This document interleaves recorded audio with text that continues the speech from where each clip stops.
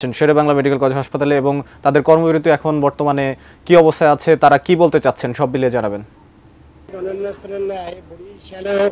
নার্সদের কর্মবিরতি চলছে। আমি রয়েছি বরিশাল শেরেবাংলা মেডিকেল কলেজ হাসপাতালে।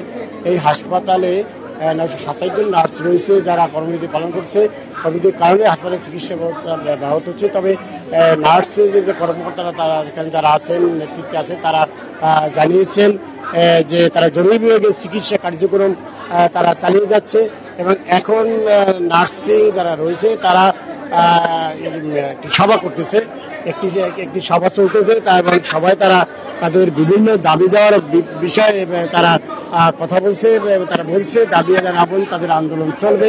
আর এদিকে এখানে যে নার্সরা তারা আমাকে জানিয়েছেন যে তাদের দাবি একটাই দাবি, যে নার্সদের যে মানে উপর পর্যায়ে যে প্রধান পদ রয়েছে সেখানে যোগ্যতার ভিত্তিতে নার্সদের মধ্যে থেকে নিয়োগের দাবি জানিয়েছে। এই দাবিতে তারা আন্দোলন করছে এবং তারা বলছে আন্দোলন তাদের চলবে, দাবি আদায় না পর্যন্ত তাদের আন্দোলন অব্যাহত থাকবে।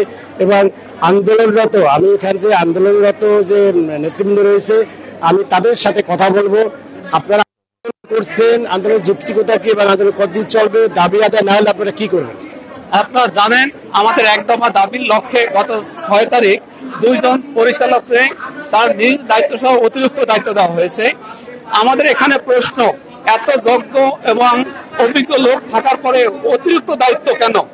এটা একটা ষড়যন্ত্র, জানে আমাদের নার্সিং প্রফেশনের আরো কাজের স্থবিরতা চলে আসে। এই জন্য আমরা ওখানে পূর্ণাঙ্গ পদায়ন চাই, তাছাড়া পরিচালক প্রশাসন পদায়ন, নার্সদের পদায়ন চাই।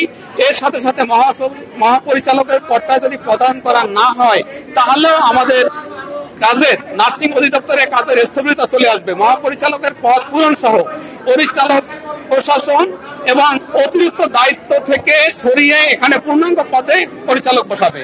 এই লক্ষ্যে আমরা আজকের 9টা থেকে দুপুর 1টা পর্যন্ত কেন্দ্রীয় সংস্কার পরিষদের আহ্বানে কর্মবিরতি পালন করে যাচ্ছি। শুনলেন আপনি যে তারা বললেন যে তাদের যে দাবি যুক্তিগত দাবি না বলে আন্দোলন চলবে। এই ছিল